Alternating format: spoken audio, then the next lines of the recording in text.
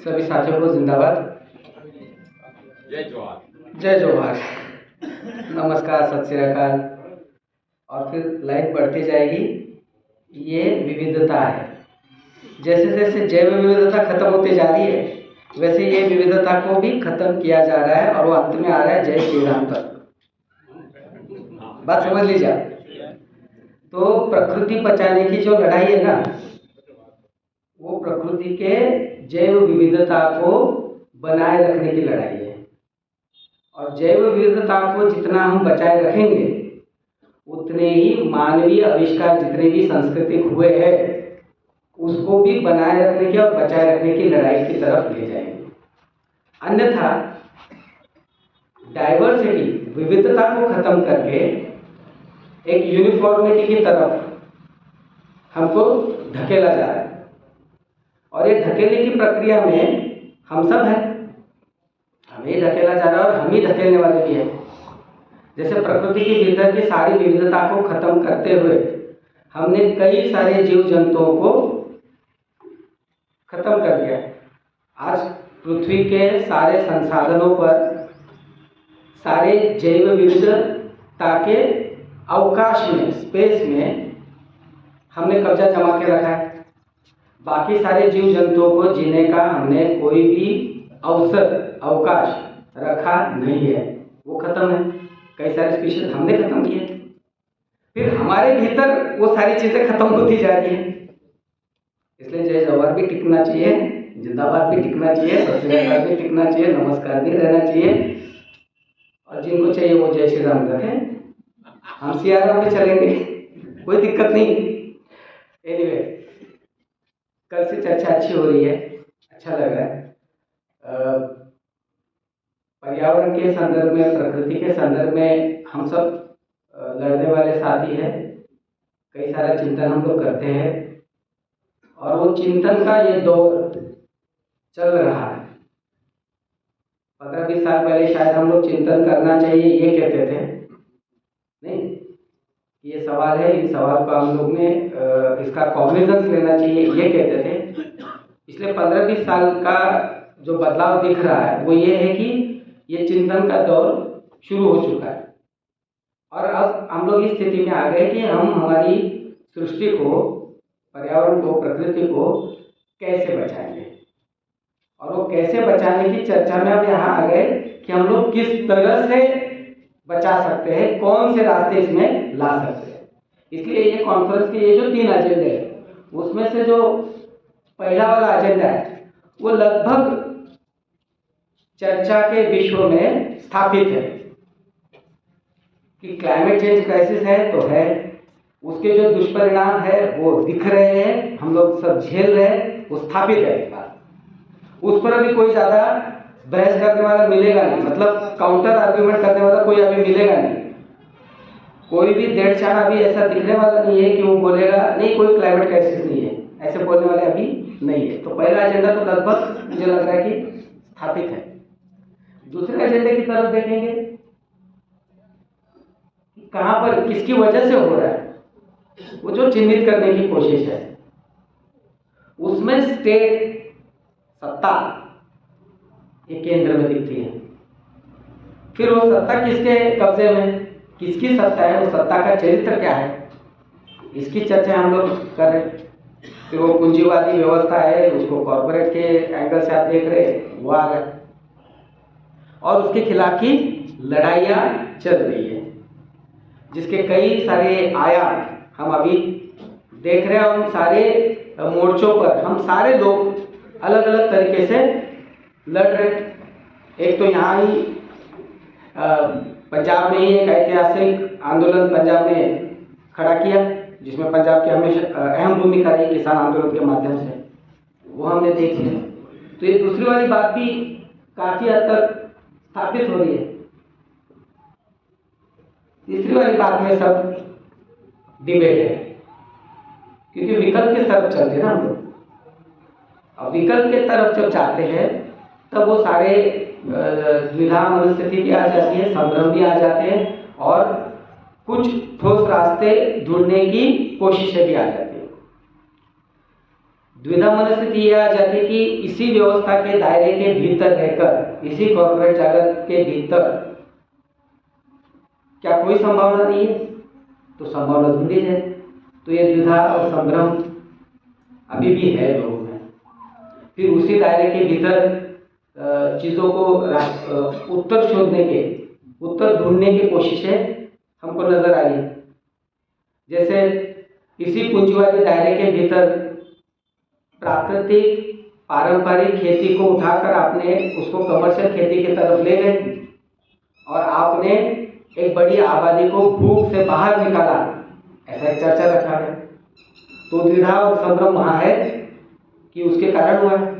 इसलिए हरित क्रांति के पक्ष में बोलने वाले लोग अभी भी हैं कि वो समय की जरूरत है करके बोलते हैं।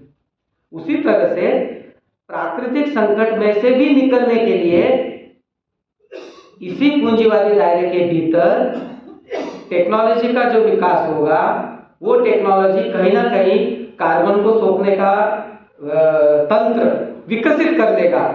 इस प्रकार का एक संभ्रम चर्चा में है और मुझे लग रहा है कि एक अलग किस्म की अंधश्रद्धा टेक्नोलॉजी को लेकर अब स्थापित हो चुकी है। जैसे हाथ में मुझे मोबाइल है तो मोबाइल मुझे कुछ ना कुछ जवाब दे ही देगा, यह है, तो मुझे ज़्यादा दिमाग चलाने की जरूरत नहीं।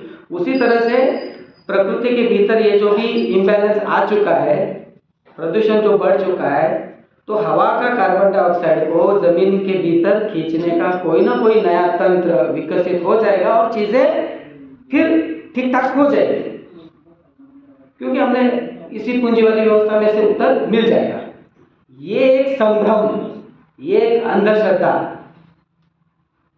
बड़े सिस्टमैटिक तरीके से फैलाई जा रही है, स्थापित की जा रही है और कहीं ना कहीं चूंकि हम इस व्यवस्था के हिस्सा है तो हमारे भी भीतर वो ऑपरेट होती है। इस बात को हम लोग नजरअंदाज नहीं कर सकते। एक साथियों के रूप में मैं यहाँ चर्चा को रख रहा हूँ, क्योंकि हम लोगों के बीच में रहते हैं तो लोगों से वही बातें हमको आती है और हमारे भी भेजे में कहीं ना कहीं बैक ऑफ द माइंड ये चीज़ें चलती रहती है।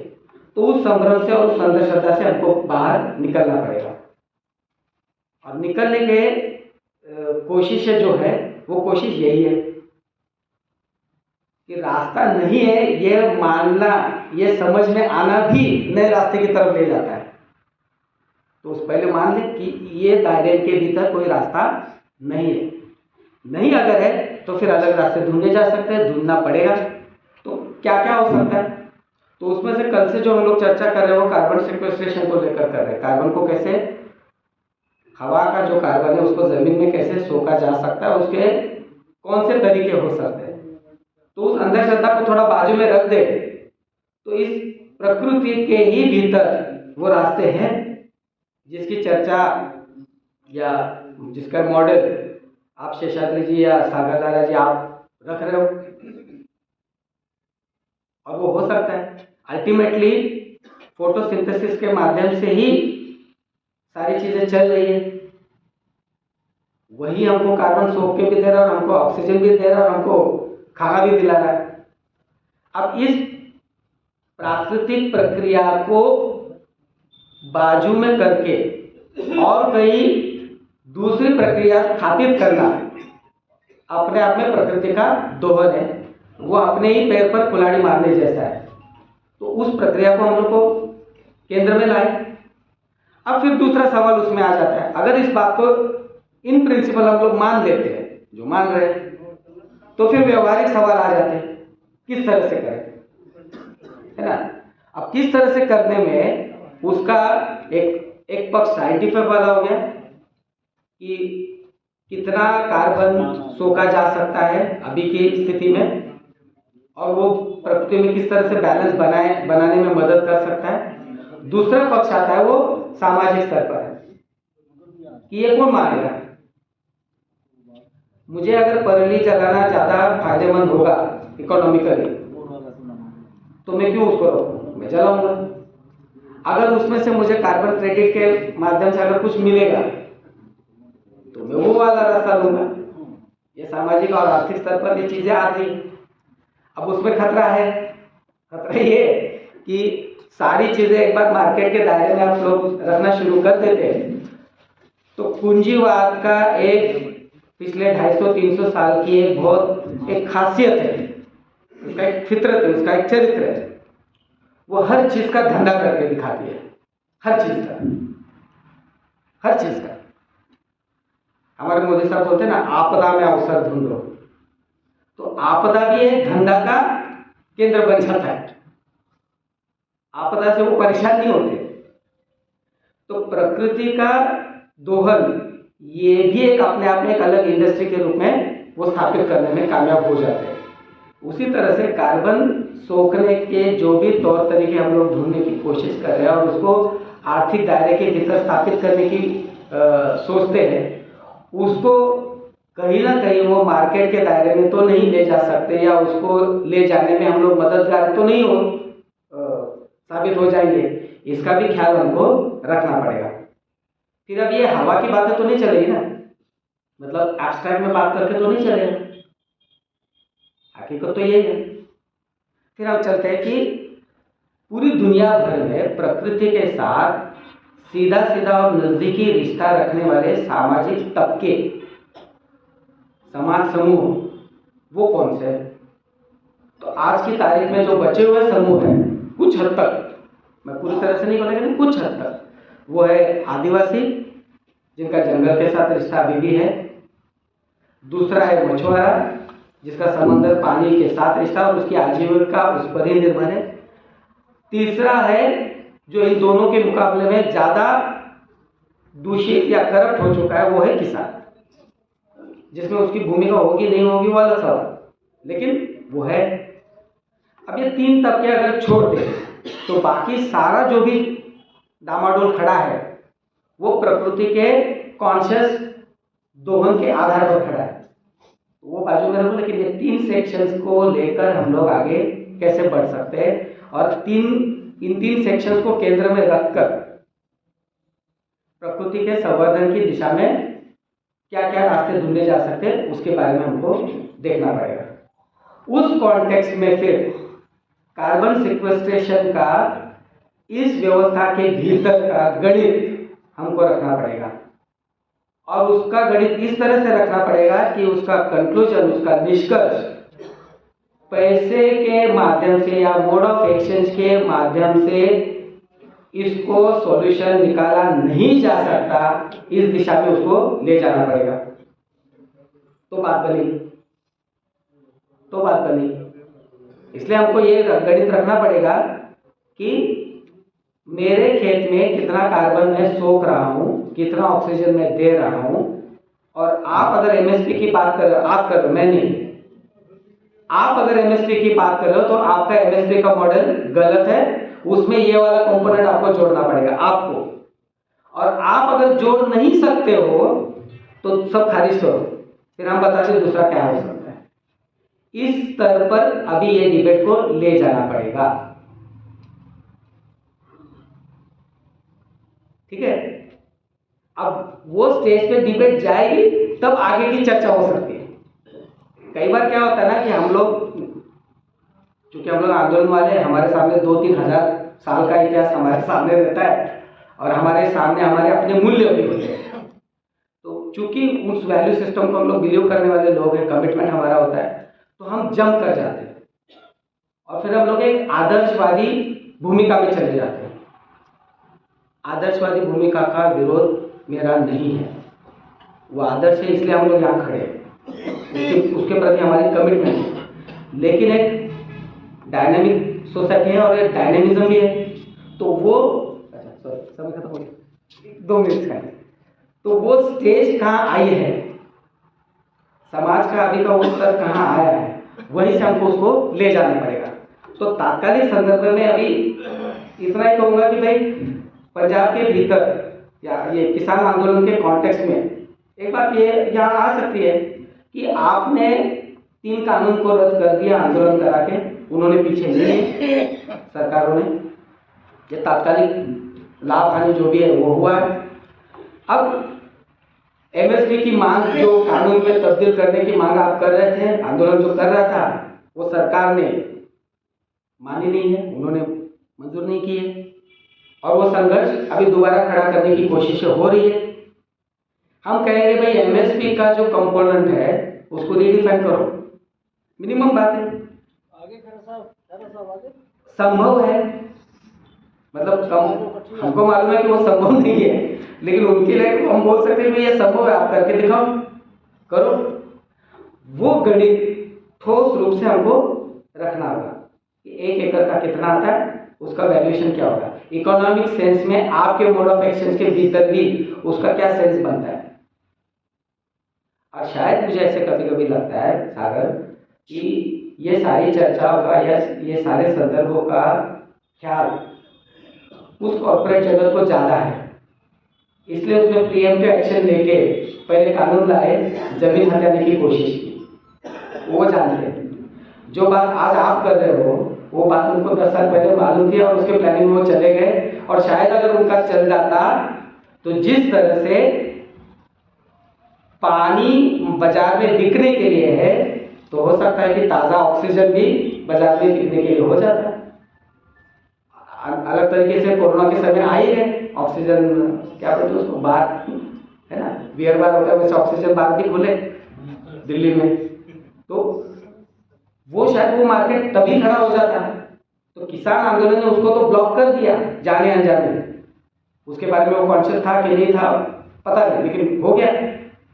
अब हम लोग कॉन्शियसली इस बात को आगे बढ़ाएं, तो ठोस रूप से उसका कैलकुलेशन रखें, कैलकुलेट करा के बताए कि इतना इतना हो सकता है, ये करें, उसको फिर वो उसका एक असर हो जाएगा। असर ये हो सकता है कि जो भी खेती किसानी इस दायरे के भीतर है उसको एक इंसेंटिव मिल जाता है प्राकृतिक खेती की तरफ जाने का।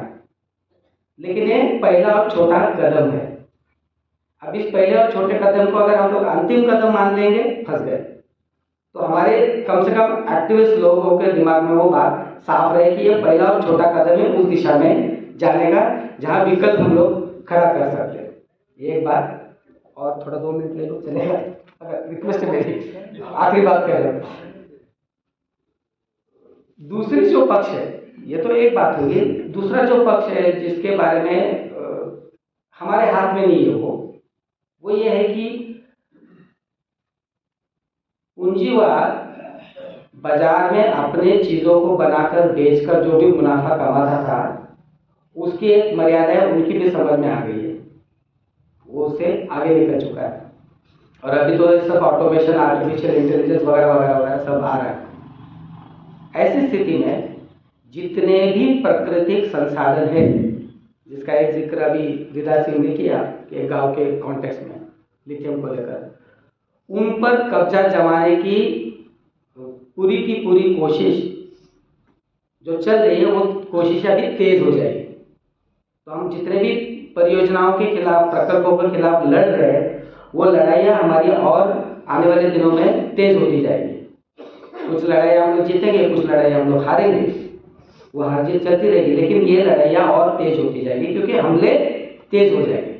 और आज की तारीख में हमले देख रहे हैं, सारा फॉरेस्ट इलाका आज चपेट में, उस पर सारे हमले, माइनिंग वगैरह के लेकर, पूरा समंदर का किनारा हमले में, उस पर हमले, shipping corridor, coastal road, ports देख रहे हैं, और खेती। तो ये प्राकृतिक संसाधनों पर कब्जा जमाने वाले जो हमले वो तेज हो जाएंगे। तो उसके खिलाफ की लड़ाई जो है, आप चाहो या न चाहो, आपको रास्ते पे उतरकर उसके खिलाफ की लड़ाई आपको लड़नी ही पड़ेगी, 2 हाथ आपको करने ही पड़ेंगे। अब वो 2 हाथ जो आप करेंगे, तो आज के कॉन्टेक्स्ट में वो नेशन स्टेट के दायरे के भीतर है। मतलब सज्जन जी को मैं वर्ल्ड का प्रेसिडेंट बनाना चाहता हूँ, वो बनना चाहते हो, मैं भी बनाना चाहता हूँ, ये हमारी आंतरिक इच्छा हो गई। लेकिन आज की तारीख में वो नेशन स्टेट के दायरे के भीतर आपको वो संघर्ष तेज करते ही रहने पड़ेंगे। दृष्टि वो रखें जो गुप्ता जी बोल रहे थे इंटरनेशनलिज्म की, हम वो दृष्टि रखेंगे, कोई दिक्कत नहीं।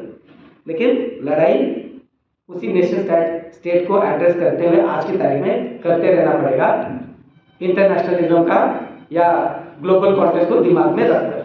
ये दूसरी बात। तीसरी जो बात है, जो अभय राज ने छेड़ी, मुझे बहुत अहम लगती है, क्योंकि इन सारी लड़ाइयों में प्रकृति को बचाना है, ये स्टेटमेंट पे अंबानी भी मेरे साथ सहमत है, अदानी भी मेरे साथ सहमत है, और मैं भी उसके साथ सहमत हूँ उस स्टेटमेंट में। लड़ाई उसके आगे है, जहां मेरा झगड़ा उसके साथ चलता है, वो है क्लाइमेट जस्टिस वाला। कौन? और भारत जैसे देशों के भीतर या अफ्रीका जैसे जहां ट्राइबल सोसाइटी के भीतर वो क्लाइमेट जस्टिस का कॉन्टेक्स्ट सोशल जस्टिस के कॉन्टेक्स्ट में आ जाता है। भारत जैसे देश के भीतर सामाजिक न्याय की बात नहीं करोगे। जब आप आबो हवा बचाने की बात कर रहे हो, जलवायु संकट के संदर्भ में जलवायु न्याय की बात कर रहे हो, तो जलवायु न्याय क्या कहाँ है? उसका संदर्भ कहाँ आ जाता है? वो तो मनुष्य समाज के भीतर आ जाता है, और मनुष्य समाज की रचना कहाँ है अभी?